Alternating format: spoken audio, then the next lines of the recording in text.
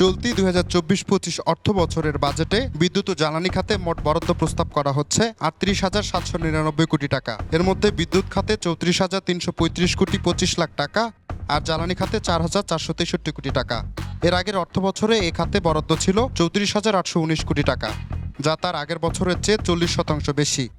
চলতি অর্থ বছরে দুই খাত মিলিয়ে অর্থ বরাদ্দ বেড়েছে, কিন্তু আলাদা করে দেখা হলে জ্বালানি খাতে বরাদ্দের পরিমাণ কমানো হয়েছে।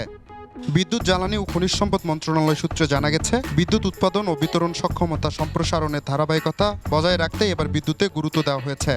আসছে অর্থ বছরে বার্ষিক উন্নয়ন কর্মসূচি এডিবি বাস্তবায়নে ৩৪,৩35 কোটি ৯৪ লাখ টাকা বরাদ্দ চাওয়া হয়েছে। এর মধ্যে জিওবি থেকে ৯,৯88 কোটি ৮ লাখ, প্রকল্প সাহায্য বাবদ ১৮,৫৬৯ কোটি ৯৪ লাখ এবং থোক বরাদ্দ থেকে ৬১৮ কোটি ৬৮ লাখ টাকা দেওয়ার সুপারিশ করা হয়েছে। ২০২৩-২৪ অর্থ বছরে বিদ্যুৎ খাতে মোট বরাদ্দ ছিল ৩০,০৬৩ কোটি টাকা। আসছে অর্থ বছরে বিদ্যুৎ খাতে ৫৭টি প্রকল্পের বিপরীতে ৩৪,৩35 কোটি ২৫ লাখ টাকা অর্থ বরাদ্দ চাওয়া হয়েছে। এদিকে জ্বালানি খাতে ২০২৪-২৫ অর্থ বছরে বরাদ্দ রাখা হয়েছে ৪,৪৬৩ কোটি টাকা। মোট বরাদ্দের মধ্যে জিওবি থেকে ২,২৪৬ কোটি টাকা, সংস্থার নিজস্ব তহবিল থেকে ১,৫৬৪ কোটি টাকা বরাদ্দ রাখা হয়েছে। এছাড়া গ্যাস উন্নয়ন তহবিল থেকে আরও ৬৫২ কোটি টাকা বরাদ্দ রাখা হয়েছে। এবার জ্বালানি খাতে বরাদ্দের পরিমাণ কমেছে প্রায় ৪৯%।